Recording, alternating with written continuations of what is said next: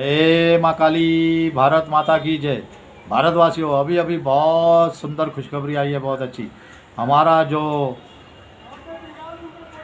Air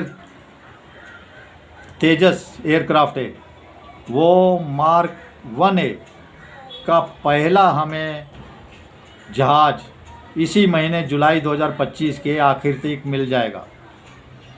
इसी महीने 2025 के आखिर तक मिल जाएगा और इसी के साथ अगले महीने से उसमें हथियार फिट करना शुरू कर देंगे हम, हथियार, और उसके बाद उसकी टेस्टिंग चालू हो जाएगी।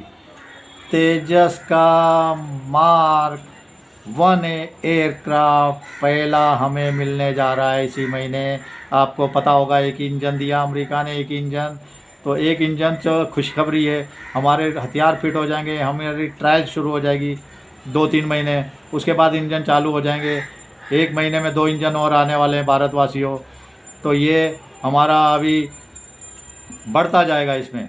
नासिक की जो हमारी फैक्ट्री है, मुंबई में मैं रहता हूँ, मैं 1.5 घंटे 2 घंटे का रास्ता है नासिक, वहाँ पे 8 एयरक्राफ्ट हर महीने बनाने की क्षमता है। 8 एयरक्राफ्ट बताया जा रहा है। 6 एयरक्राफ्ट तेजस के बन के खड़े हुए हैं फैक्ट्री में, 6 तैयार है, लेकिन इंजनों की कमी है। चलो पहला आएगा, बहुत खुशखबरी है, बहुत खुशखबरी।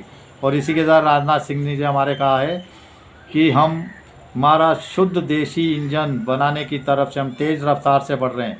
हमारे देसी भारतीय हाथों से ही बनेगा हमारा एयरक्राफ्ट के लिए इंजन।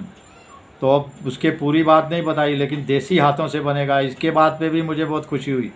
मैं बता रहा हूँ उनके पीछे उनकी क्या मंशा है। उन्होंने किसी विदेशी कंपनी से बात कर ली है, फाइनल तक पहुँचने की कगार पर है, या कावेरी को ही वो आगे बनाएंगे दूसरे किसी विदेशी देश की मदद लेके, विदेशी कंपनी की।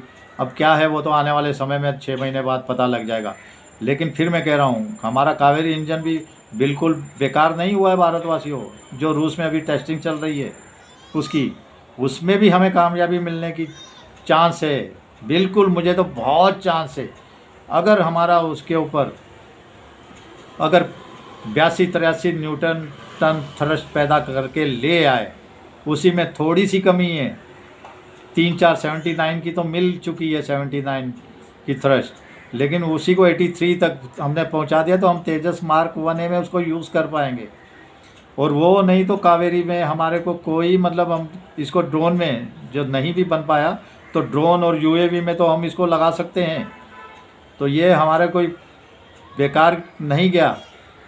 और इसी के साथ बताया जा रहा है भारतवासियों, हमारे देश की क्षमताएं कितनी अद्भुत है, हमारे देश का ज्ञान कितना अद्भुत है। कोई दुनिया का बंदा ऐसे नहीं बोलेगा जो हमारे लेफ्टिनेंट जनरल उप सेना प्रमुख राहुल आर सिंह जी ने जो बयान दिया है। उन्होंने कहा है, युद्ध शुरू करना बहुत आसान होता है, बहुत आसान, लेकिन इसे कंट्रोल करना और रोकना बहुत ही मुश्किल होता है।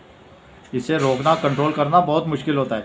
इसलिए ये एक हमारी अद्भुत चाल थी, हमारी बुद्धिमत्ता इसमें कूट कूट के भरी थी, जो हमने सही समय पर, जब पाकिस्तान के डीजीएमओ का फ़ोन आया, उसने कहा माफ़ी मांगते हैं, गिड़गिड़ाते हैं, रोक दीजिए, तो हमने फ़ौरन रोक दिया, क्योंकि हमें देश की तरक्की करनी है। ये मैं कह रहा हूँ, उन्होंने नहीं कहा, लेकिन हमने फ़ौरन, ये हमारी बहुत बड़ी चाल थी, लेकिन हमें इसमें कामयाबी मिली। देखो कितना शानदार, अद्भुत, वीरता से भरा हुआ बयान। और इसी के साथ उन्होंने कहा कि चीन पल पल की खबर दे रहा था, पल पल की अपडेट दे रहा था, इसलिए हमारे को जो हमारा एयर डिफेंस सिस्टम है उसको हमें मजबूत करना पड़ेगा। एयर डिफेंस सिस्टम को और ज़्यादा मजबूत बनाने की क्षमता है। बहुत सुंदर काम किया है एयर डिफेंस सिस्टम ने हमारे। लेकिन हमारे जो देसी हथियार थे, मेक इन इंडिया हथियार थे, शुद्ध मेड इन भारतीय हथियार थे, आत्मनिर्भर भारत वाले हथियार थे, उनमें से कुछ ने बहुत अच्छा काम किया, बहुत सुंदर काम किया, लेकिन कुछ हथियार हमारी ज़रूरतों के मुताबिक काम नहीं कर पाए। उन्होंने सही काम नहीं किया। कितनी स्पष्टता है, कितनी सुंदर बयान है। उन्होंने साफ कहा, जो कमी है वो खुलकर बताइए कि कई हथियार हमारे थे जो हमारे सही से काम नहीं कर पाए, लेकिन कई हथियारों ने अद्भुत मिसाल कायम की। तो इतनी सुंदरता भरा बयान हमारे lieutenant general Rahul R Singh ji का मैं उनका धन्यवाद करता हूँ भारतवासियों।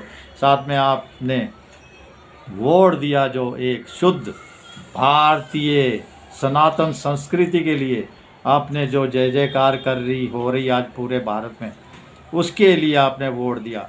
मैं आप सबका भी धन्यवाद करता हूँ। और वो जो हिंदी और मराठी की लड़ाई है भारतवासियों, वो मुंबई में चालू है, अब उसका क्या अंजाम होगा पता नहीं। चलिए, भारत माता की जय। जय श्री राम, जय श्री हनुमान, वंदे मातरम, जय हिंद।